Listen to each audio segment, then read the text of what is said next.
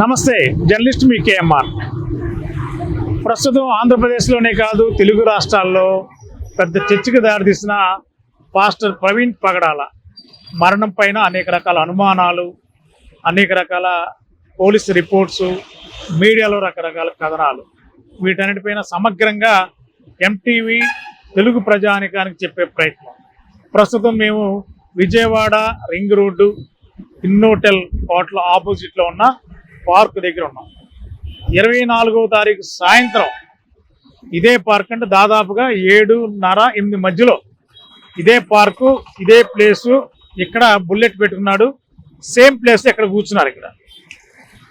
ఇక్కడ కూర్చుని ఇక్కడ నుండి అదే ట్రాఫిక్ పోలీస్ స్టేషన్ దగ్గర నుంచి ఎస్ఐ గారు, అక్కడ నుంచి ఎస్ఐ గారు ఈ బుల్లెట్ ఎవరైతే బుల్లెట్తో వచ్చారో పాస్టర్ ప్రవీణ్ పగడాలని తీసుకొచ్చి ఈ బుల్లెట్ ఇక్కడ పెట్టించి ఇక్కడ నుండి పక్కన ఉన్న tea canteen, Amaravati tea canteen దగ్గర తీసుకెళ్లారు. అసలు ఇక్కడికి ఈ ప్రాంతానికి ఎక్కడైతే ఇప్పుడు నేను నిలబడి ఉన్నానో ఈ ప్రాంతానికి రాకముందు ఎక్కడ ఆగారు, ఎక్కడ ఉంటే ఇక్కడ తీసుకొచ్చారు అనేది ఇప్పుడు నేను మీ అందరికీ ఎంటీవీ ద్వారా చెప్పే ప్రయత్నం చేస్తాను. విజయవాడ రింగ్ రోడ్డు ఆపోజిట్లో ఉన్న పార్క్ ఇది. ఈ పార్కు సాయంత్రం పూట చాలామంది ప్రజానికం కూడా నడుస్తూ వాకింగ్ చేస్తూ సాయంత్రం పూట కాస్త రిలాక్స్గా వచ్చి కూర్చుంటారు. మరి మార్చి 24వ తారీఖు సాయంత్రం బహుశా 4-5 గంటల ప్రాంతంలో మరి పాస్టర్ ప్రవీణ్ పగడాల బుల్లెట్ మీద వచ్చి ఇప్పుడు నేను చూపిస్తున్న పార్క్ ఈ పార్క్లోనే మరి ఇదంతా కూడా చల్లని వాతావరణం, చెట్లు ఉన్నాయి. మరి బాగా టైర్డ్ అయిపోయి జర్నీ చేసి వచ్చారు కాబట్టి హైదరాబాద్ నుంచి మండు టెండలో వచ్చారు కాబట్టి కొద్దిగా రిలాక్స్ అవ్వడానికి మరి ఇక్కడ పార్కు ఏమైతే పార్క్ ఉందో ఈ పార్క్ దగ్గర ఈ పార్క్ ఇప్పుడు నేను ఉంచున్న ప్లేస్ ఇది పార్క్. ఈ ప్లేస్ దగ్గరే పాస్టర్ ప్రవీణ్ పగడాల 24వ తారీఖు సాయంత్రం హైదరాబాద్ నుంచి బుల్లెట్ మీద వస్తూ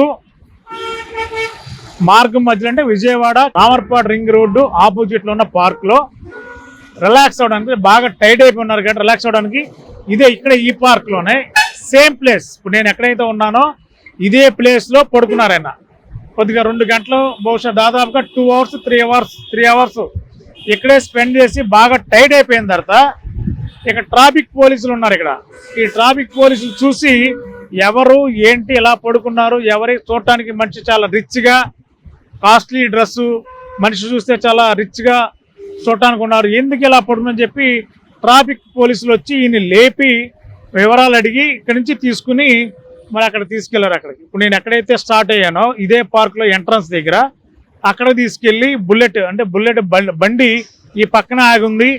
ఈ బుల్లెట్ తీసుకుని ఈ కార్నర్ ఇదే పార్క్ ఎంట్రన్స్ డోర్ దగ్గర గేట్ దగ్గర ఆపి అక్కడ కూర్చున్నాడు. అంటే నిలబడటానికి ఓపిక ఉంది కానీ బాగా నీరసం, జర్నీ చేసి వచ్చారు కాబట్టి హైదరాబాద్ నుంచి బాగా కొద్దిగా ఎండ తీవ్రత వల్ల కానీ మొత్తానికి నీరసంగా ఉన్నారు. ఇక్కడ కూర్చోబెట్టి మరి ఎస్ఐ గారు, ట్రాఫిక్ ఎస్ఐ గారు ఆయన్ని టీ తాగించి కాస్త ముఖం కడిగించి అని చేద్దాం ప్రయత్నం చేసి హోటల్ దగ్గర తీసుకెళ్తే హెల్మెట్ అయితే తల నుంచి తీయలేదు. మనిషి బాగా వైటు, చాలా రిచ్ పర్సన్ లాగా ఉన్నారు. మూతికి ఎక్కడ కూడా మీసాలు లేవట. రెండోది బ్లాక్ మాస్క్ తీయడానికి కూడా కొద్దిగా సందేహించారని అక్కడ ఉన్న ప్రత్యక్ష సాక్షి నాగార్జున హోటల్ దగ్గర నుంచి చెప్తున్నాడు. నాగార్జున చెప్పిన దాన్ని బట్టి టీ తాగడానికి అప్పుడే కాస్త వేడివేడిగా టీ ఇస్తే మాస్క్ ఆ యొక్క 30 సెకండ్స్ 40 సెకండ్స్ మాస్క్ తీసి జస్ట్ అది కూడా కొంచెం కొద్దిగా తాగి సగం టీ వదిలేసి మళ్ళీ వెంటనే మాస్క్ పెట్టాడు. అంటే సహజంగా మాస్క్ హెల్మెట్ తీస్తే మరి పాస్టర్ ప్రవీణ్ పగడాలని చెప్పి ప్రజలు గుర్తిస్తారేమో, ఎందుకంటే వెల్ నోటెడ్ పర్సన్ కాబట్టి టీవీల్లో అన్ని చోట్ల డిబేట్లో ఉంటున్నారు కాబట్టి ఖచ్చితంగా ఈయన ఐడెంటిఫై చేయడానికి అవకాశం ఉండదేమో. ఎవరు గుర్తుపట్టకుండా ఉండేలా పాస్టర్ ప్రవీణ్ పగడాల మరి టీ తాగడానికి కూడా సందేహించి ఒక 30 సెకండ్స్ మాత్రమే బ్లాక్ మాస్క్ తీసేసి టీ తాగి సగం టీ వదిలేసి మళ్ళా వచ్చి ఎస్ఐ గారును ఆ hotel Amaravati tea canteen hotel Nagarjuna ఎవరైతే ఉన్నారో ఇద్దరు కలిసి వచ్చి ఇదే ఇన్నోటో వాటిలో రింగ్ రోడ్ నుంచి బుల్లెట్ స్టార్ట్ చేసుకుని బయలుదేరి వెళ్ళిపోయాడు పాస్టర్ ప్రవీణ్ పగడాల. మరి విజయవాడలో స్టార్ట్ అయ్యి వెళ్ళిన తర్వాత మరి ఎక్కడి వరకు వెళ్ళాడు, మరి రాజమండ్రి ఘటన జరిగిన ప్రాంతం వరకు వెళ్ళేటప్పుడు ఎక్కడైనా ఆగారా, ఏ లైటింగ్తో వెళ్ళారు, బండికి అయితే హెడ్ లైట్లు లేవు, ఎలా వెళ్ళారు అనేది ఇప్పుడే పెద్ద చర్చ నడుస్తుంది. మరి రేపటికి కానీ ఎల్లుండికి కానీ మరి ఈ యొక్క సీసీ ఫుటేజ్లు కూడా ప్రతి క్షణం పోలీస్ డిపార్ట్మెంటు గవర్నమెంట్ కూడా అనుక్షణం సీసీ కెమెరాలన్నీ తీసుకుంటున్నారు. ఇప్పటికే చాలా ఫుటేజ్ వాళ్ళు హ్యాండ్ ఓవర్ చేసుకున్నారు.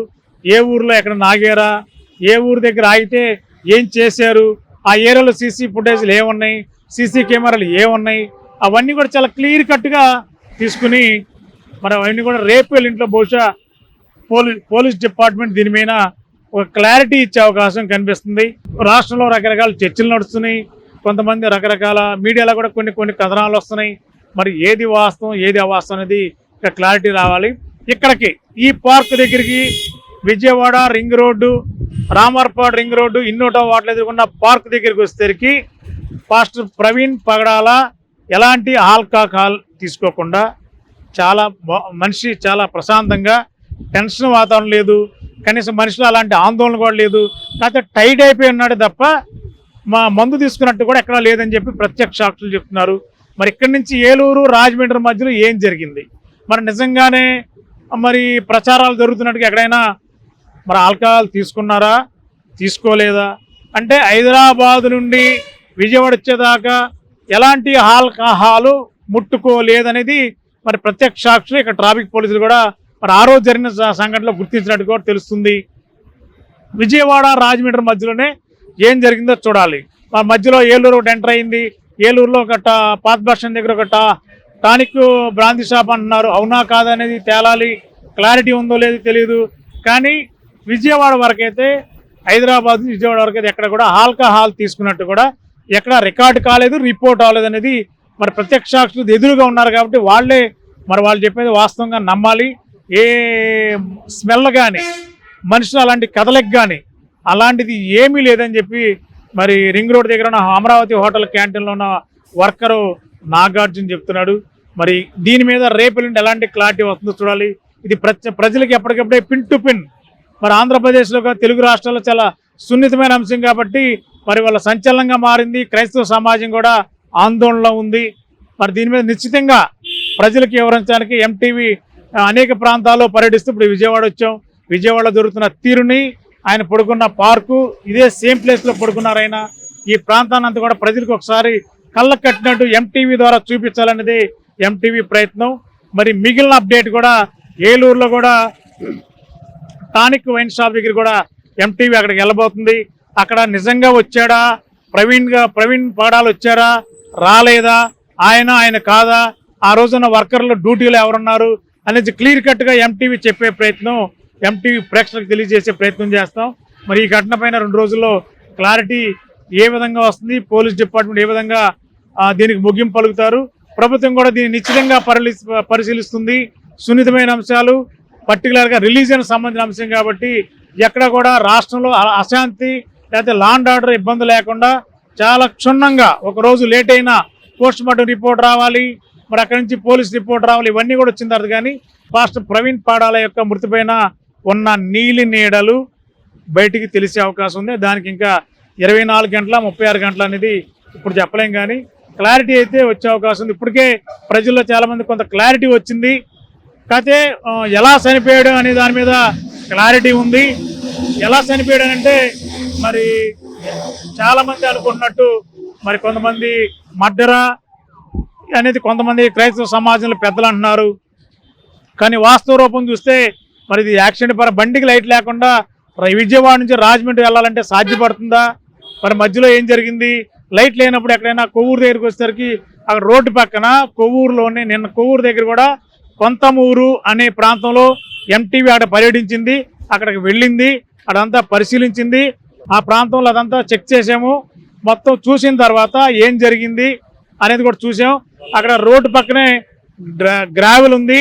ఆ గ్రావెల్లో మొత్తం ఆయన బండి పక్కెళ్ళిపోయినట్టు కూడా మేము కొంతమూరు కొవ్వూరు దగ్గర ఉన్న కొంతమూరు అనే ఊరు దగ్గర ఎక్కడైతే పాస్టర్ ప్రవీణ్ పగడాల డెడ్ బాడీ దొరికిందో ఆ ప్రాంతాన్ని కూడా ఎంటీవీ కళ్ళకు కట్టినట్టు చూపించాం. మరి విజయవాడలో ఆయన అక్కడ ఆగిన ప్రాంతం కూడా ఎంటీవీ కళ్ళకు కట్టినట్టు చూపిస్తున్నాం. మరి గవర్నమెంట్ పోలీస్ డిపార్ట్మెంట్ అప్డేట్ బయటికి పర్ఫెక్ట్గా క్లియర్గా సమాచారం ఇచ్చేలోపు ఎంటీవీ కూడా ఏం జరుగుతున్నది క్షణం క్షణం సమాచారం ఎంటీవీ మీకు ఇచ్చే ప్రయత్నం చేస్తుంది. Thank you. గత 20 సంవత్సరాలుగా దంత సమస్యలతో పాటు దవడ మరియు ముఖ సంబంధ సమస్యలకు చక్కని చికిత్సలు అందిస్తున్న శ్రీ రామకృష్ణ దంత వైద్యశాల, నరసింహారావుపేట, ఏలూరు. ఎమర్జెన్సీస్ లో వాడే ఆక్సిజన్ కాన్సంట్రేటర్లతో పాటు air purify, UV light steriliser, ULV fogger వంటి పరికరాల ద్వారా పరిశుభ్రమైన వాతావరణంలో చికిత్స అందించబడుచున్నది.